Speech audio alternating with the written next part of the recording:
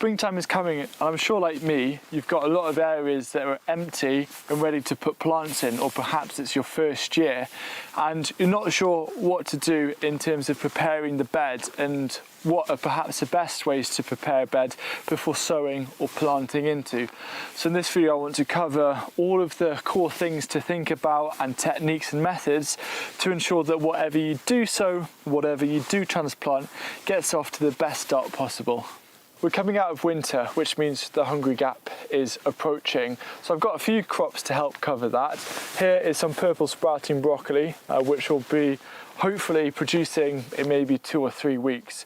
But the rest of the garden is ready for those new crops that we can enjoy in late spring and summer. And there's 3 things that you've got to ask yourself as we're coming out of winter when it comes to the condition of your beds. The first consideration is thinking about when the bed was last mulched with compost. Because I follow no-dig principles, I usually put around 3 to 5 centimetres of compost over the surface of a garden bed every single year.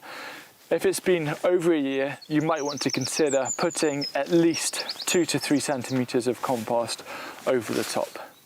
The second consideration is, what is the weed situation like in a raised bed? Are there a lot of weeds?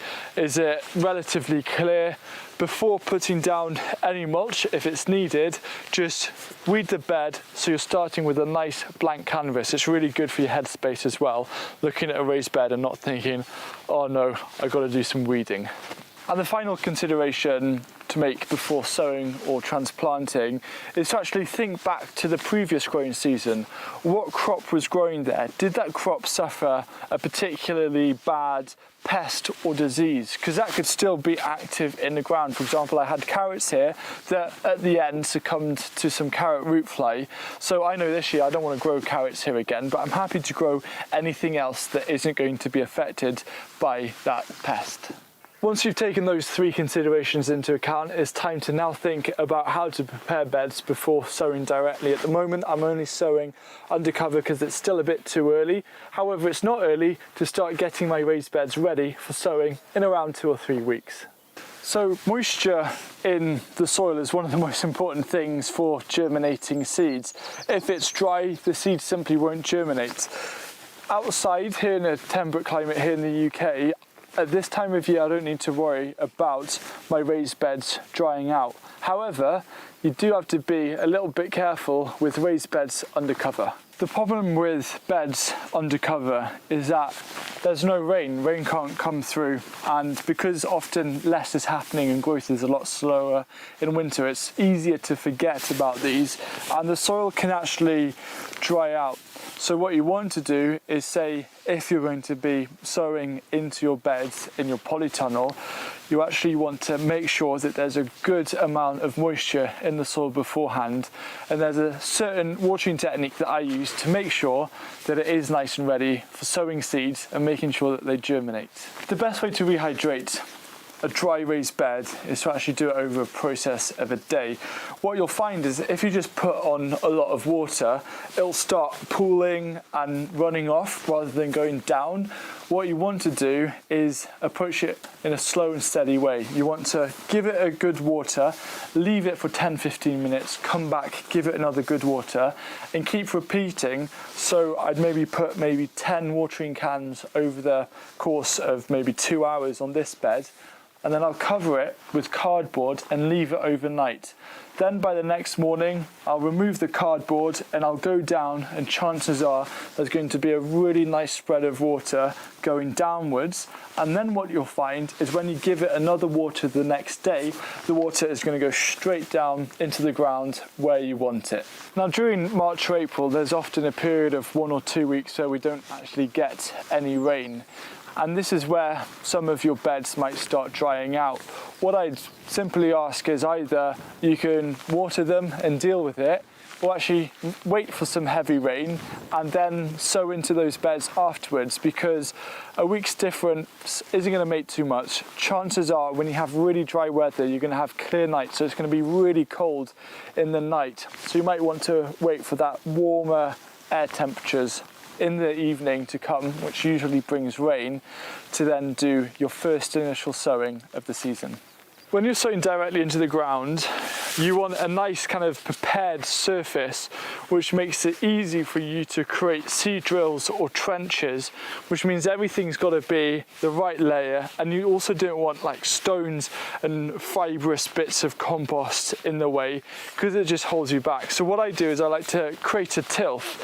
When it comes to rakes, I use the back of the rake a lot more than the actual teeth of the rake, because I find it much easier to start creating a level surface.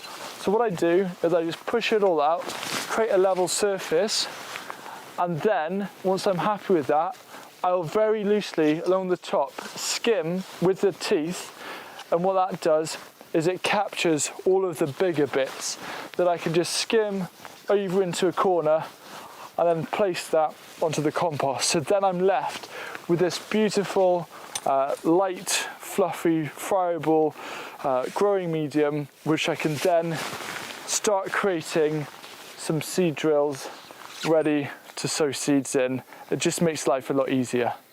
If you've just mulched a bed with compost, you don't really need to make a tilth. You just need to make sure that it's fairly flat and even, just so when it comes to seed sowing depth, it remains fairly constant.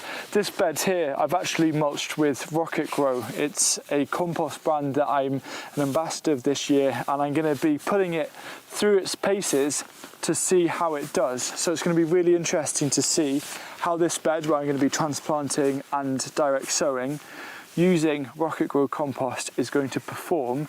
And I've got a bed in the polytunnel as well, and you'll see how this kind of performs during every single garden tour that I'm going to do this year. So this is some chives that I brought last year, and I forgot to put them out, and you can see the amazing root structure, and it's definitely a bit root bound, but that's okay. But transplanting, I find, is a lot easier and simpler when it comes to bed preparation compared to sowing. You don't need to create a tilth because you're not having to create nice rows. All you're doing is placing plants directly into the ground. If you're planting something in singular holes, for example, this garlic is around 5 centimeters, 2 inches deep, you don't actually need to bother creating a tilth anyway. All I did to prepare this bed was put over a light surface mulch of compost, and then I went in and planted the garlic in their individual holes. It's as easy as that. When you're transplanting a seedling into a bed, you've got all of this compost which is holding on to water, and then you water it in after transplanting. And what you can actually do is, if the bed is fairly dry, you can get away with not having to water the whole bed.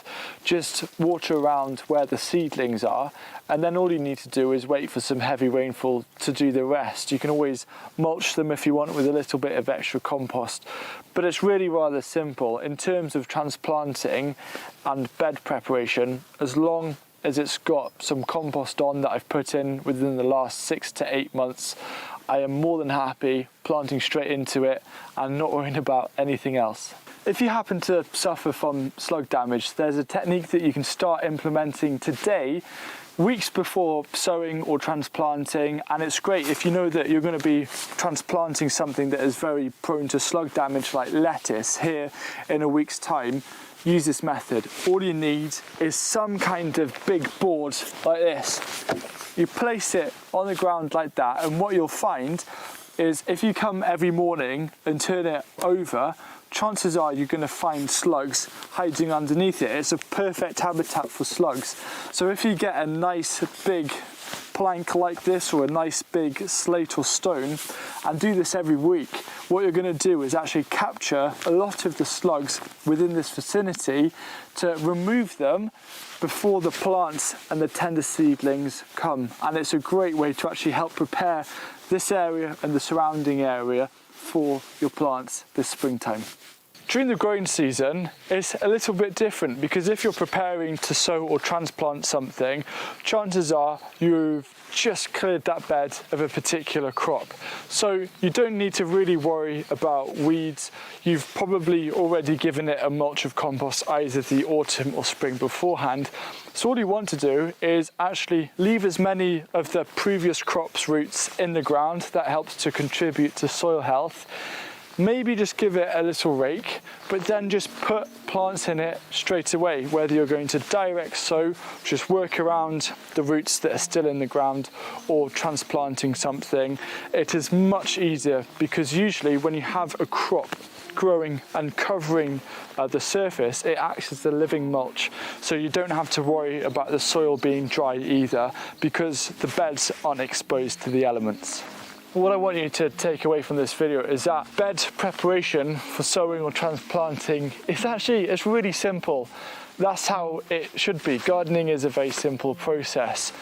Obviously, a big part of it is that idea of mulching with a layer of compost. And if you're struggling to create enough compost for your garden, you can never have too much homemade compost.